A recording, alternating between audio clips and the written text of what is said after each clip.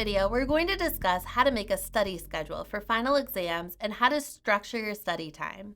First things first, the tips in this video and our suggested study schedule assume that your exams are spread out relatively evenly over your exam period. If this is the case, you should be able to focus more or less on one class or one exam at a time. Now, if your exam schedule looks different, if your exams are not as spread out, then you might need to modify this schedule a little to possibly focus on 2 subjects per day.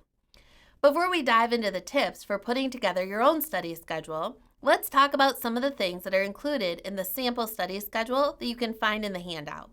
First is that the very first note says, make sure outlines are finished.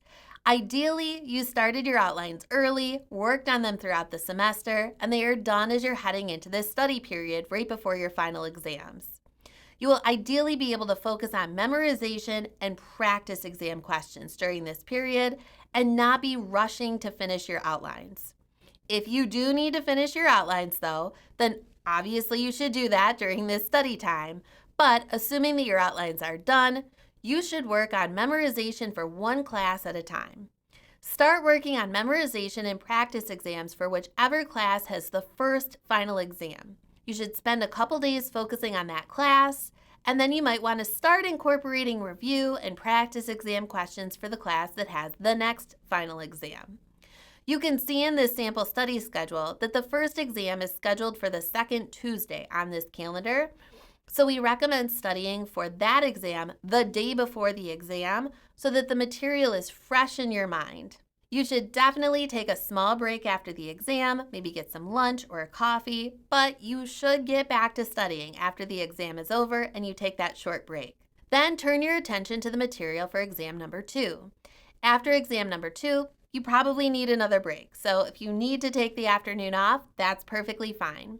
Then you'll pick up the material for exams 3 and 4, the day after exam number 2. Don't forget to incorporate reviewing your outline, memorization, and practice exams into this study schedule. Now that we went over the sample schedule, let's talk about some tips for customizing this schedule based on your own exams and circumstances. First, if you have not yet finished your outlines by the time classes are over, make this your top priority.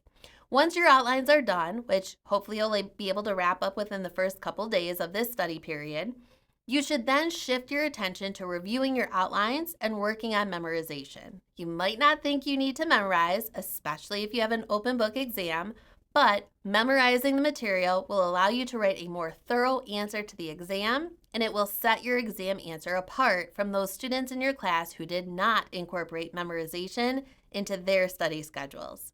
The third tip is to work on practice questions, an exam starting with the subject that is going to be tested on the first exam. As you do practice questions, make sure you're also setting aside adequate time to review your answers by comparing your answer to the model answer, if you have one, and self-grading your answer. Focus on things that you should do differently to improve your performance when it's time for the actual exam. The goal of doing practice exams is to identify and learn from your mistakes so that you don't make those same mistakes on the actual exam. The next step is to continue to review your outline because practice tests, while time-consuming, are not the only thing you should be doing. You need to make sure that you're reviewing the law and keeping it fresh in your mind. And then finally, you'll just start this process over again for your second exam. Reviewing that outline or finishing up your outline, transitioning to practice questions or tests, taking time to review those exam answers, but simultaneously not putting your outline down for too long.